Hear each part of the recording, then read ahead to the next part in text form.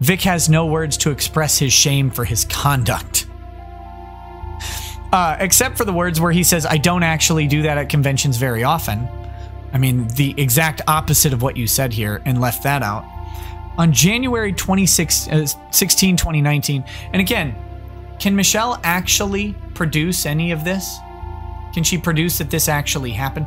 I mean, aside from him cheating on her, can she produce these circumstances that she's laying out? Well, it would appear that members that stand against Vic Mignogna have come out once again here today and further scrutinizing and demonizing not only Vic, but his supporters, and going as far as to target Nick Rekieta for, quote, being the absolute worst person on the internet, and also having a very violent and toxic fan base, to in which he weaponizes for his own personal gain, as we are going to be taking a look at every single one of these claims made against Nick Rekieta and Vic Mignogna's fans. As once more, before we begin, if you are new to this channel and want to be kept up to date with all things involving Vic Mignogna, Monica Rial, Toye, and many of the news and updates involving the Vic Mignogna case, then be sure to go on ahead and smash that subscribe button and turn on all notifications by clicking on the bell icon to never miss a single upload. Be sure to go on ahead and slap a like down below by giving this video a big thumbs up if you guys do stand with Vic, as well as making sure to check out and subscribe to my main channel over at Unreal and Gaming, and follow me at Twitter at Unreal and Gaming to stay connected with me at all times. And if you have anything you would like to share or tag me in involving Vic Mignogna or any of the parties involved in this case, then be sure to go on ahead and follow me at Twitter. So to kick things off here today, I do want to go on ahead and start with a quote tweet by Renfamous over on Twitter that went on to post something very interesting in her thread, as she went on to state, and I quote, Nick Rekieta knows exactly who his audience is. He's always appealed to one group, impulsive, violent, hateful internet misogynists. He knows they send death threats, he knows they dox, he knows they harass people in real life, and he knows what he's inciting by saying things like this. Let's go on ahead and check it out. Monica Rial wants Vic Mignogna dead. She wants him dead in the ground. I believe that 100%, because I believe that Monica Rial has known Vic long enough to know what this would do to him. Monica Rial wants Vic Mignogna dead because she's a dumb, scandalous, nasty bitch. So as according to Renfamous, anybody out there who sits and watch Nick's content is immediately defined as impulsive, violent, hateful internet misogynists. So yes, you watching this video, you're hateful. According to Renfamous, you're also violent. According to Renfamous, you're also an internet misogynist. Why? Because you don't stand with Monica Rial. Listen, I don't care about Renfamous's appearance. I'm not going to go as far as some of these other YouTubers and making fun of her weight or any of that. That doesn't appeal to me. What appeals to me are her stances and her intellectual bias in what she chooses to say and how she directs it towards certain individuals. As an example, automatically demonizing anybody, which are tens of thousands of people that watch Nick's content, as being impulsive, being misogynist, not knowing the fact that, first of all, out of 8 to 9 to 10 to 11,000 people, you're automatically going to assume and appeal to your own stance that every single person watching Nick's content, which is literally in the thousands, is automatically deemed as being a bad person. Why? Because they're interested in what Nick has to say, because they're interested in what Nick is presenting on screen by showing off documents, by presenting depositions. And for you to sit there and say that those people watching his videos that are interested in what he has to say because he does have a voice are hateful people, violent people, is the most disingenuous and condescending thing a person could possibly say, because you're automatically trying to smear his image by stating, oh look, his audience are filled with misogynists. How do you know that? Oh, his audience are just filled with people that dox and send death threats, as if the Kick Vic group hadn't done such a thing, right? As if the Kick Vic group had not formulated and fabricated evidence to further suit their narrative. No, it's not like that never happened, right? And it's easy to be selective here. It's easy to be selective in having to shame somebody else for assuming something that they're doing, but meanwhile the people within your own group are doing the exact same thing. But it's very selective when you want to blame somebody else and not taking the necessary responsibility in taking a look at what your group is doing when they're doing the exact same thing you're accusing the other side of committing. And that in and of itself is hypocrisy, and you have absolutely no spine in only having selective recall and blaming somebody else when your group is doing the exact same thing, right? However, since you're automatically making the assertion that people watching Nick's content are immediate misogynists, what about all of the females? What about all of the women that watch Nick's content? Are they also hateful, violent people? Are they also impulsive? Are they brainwashed, as your side always often likes to put it? Are these females brainwashed by the evil males in this world? No, it's very incomprehensive, and it's very disingenuous for her to come out and say that. Which again, my question is, what is so objectively wrong with Nick presenting evidence on screen if it doesn't suit your narrative? That is the question that I want to ask Renfamous, in the fact that she wants to go as far as to blame Nick's audience for simply having to watch his content. What kind of logic is that? However, it doesn't end there, because an individual that goes by the name of Red Rain went on to post, and I quote, "Kick Vic Nick," and I quote, "I hate living in a world where I have to respect women. I also accuse them of trying to bring about suicide with no evidence, and if I apologize to Monica, my only source of income will dry up, so I don't really give a shit about Vic at all, just my own agenda." Take a look. A big part of the reason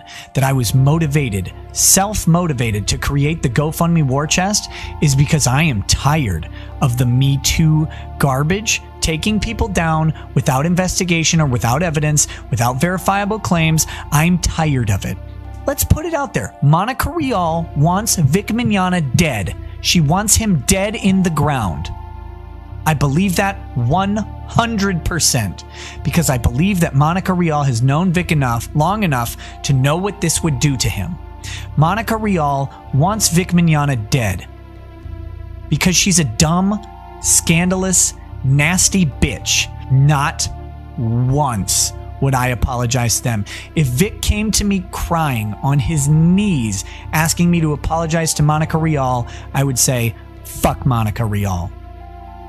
I will not apologize to them. First of all, there's nothing wrong in not wanting to apologize to those that you believe are in the wrong in doing anything, right? That's your own subjective opinion in doing so. It's your own personal stance on how you feel, and thus you shouldn't be forced in apologizing for anything. That's number one. Number two, you have to love the way this individual twists the context of the video in having to state, "I hate living in a world where I have to respect women." According to who? According to what? According to what narrative are you trying to drive forward in having to paint out this picture that Nick doesn't respect women, or his audience doesn't respect women, or even having to drive forward the idea that Nick Rekieta is simply against women? Why? Because there are women in this case? Yes, there is a man and a woman a part of this ongoing case in court. It's not two guys, because if it were another man, Nick would come out and say, "Hey, I'm not going to apologize to that piece of crap." And are you gonna label that as Nick hating men? No. Even if it were two women, that would make it even worse, because if you pick one side as opposed to the other, they're still gonna paint that narrative and stating, well, Nick fundamentally hates women just because of logic, right? Which Nick never once made the assertion about suicide. Suicide is having one take his own life, but rather inserted his own assumption that Monica wanted him dead, because if Monica flat out said, "Just give me an apology and we could try to forgive you and we'll try to amend things and you could be on the road to forgiveness," he tried giving her several apologies in private, in public, and it simply went nowhere. So you're a hypocrite in your stance if you're asking for a man to apologize, and when he does so,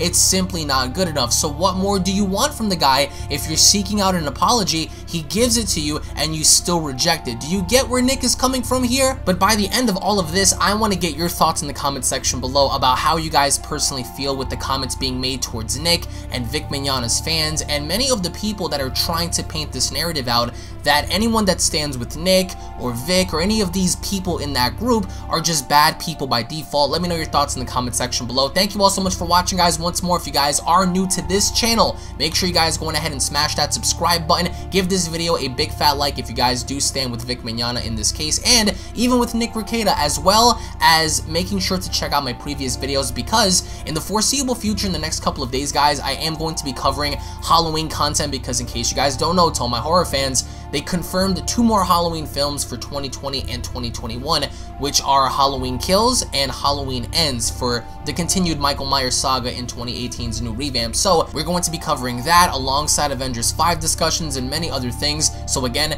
thank you all so much for watching. I leave you guys with the following clips from Nick's live stream to make up your own judgments. So again, thank you all once again, and I'll see you all down in the comment section below. Take it easy, guys. As allegations of misconduct intensified and perhaps realizing the social climate no longer supported his behavior, on January 19th, 2019, plaintiff arranged an online chat with the Risenbull Rangers. See Mignogna deposition. This is similar to what plaintiff did in 2010 when he hosted a rumor panel to spin up his fans to defend him. To address rumors about him. That's spinning up. What is spinning up? The instruction was clear. Do whatever you can do to counter all these lies and negativity. Yeah. Please. Please, people are lying about me. Lies. Weaponizing his followers is a tried and true tactic for plaintiff, happening allegedly twice over the span of 9 years. For years, plaintiff has hosted what are in the anime community referred to as rumor panels. One, according to you, in which he seeks to dispel rumors about himself that are upsettingly similar to the communications at issue in this dispute.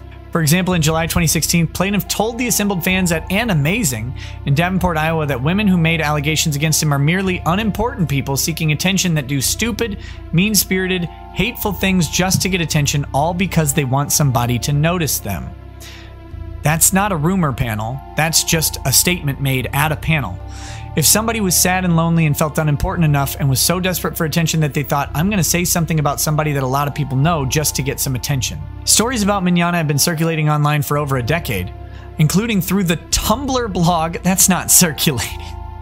Dear Vic Mignogna, but the latest round of accusations started surfacing around mid-January of this year. IO9 spoke with more than 25 voice actors, cosplayers, industry professionals, convention employees, and former fans about their experiences with Mignogna, and selectively left out several accounts.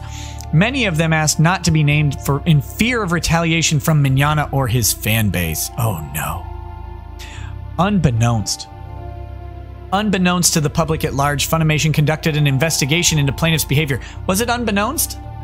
Including interviewing Miss Rial and 3 others, found his explanations unconvincing and quietly terminated its relationship with him on January 29th. 2018. That's at 71. So that's see the Mika affidavit. On or about January 29th, Tammy Denbo reported to me and Trina Simon that Miss Denbo had found that certain allegations of inappropriate conduct made against Mr. Mignogna were credible. That's not what he says here. Found his explanations unconvincing is very different than saying that the certain allegations were credible. Let's see. Plaintiff concedes, as he must, the foregoing articles are defamatory and damage his reputation. Yep, that's not fatal to this case at all.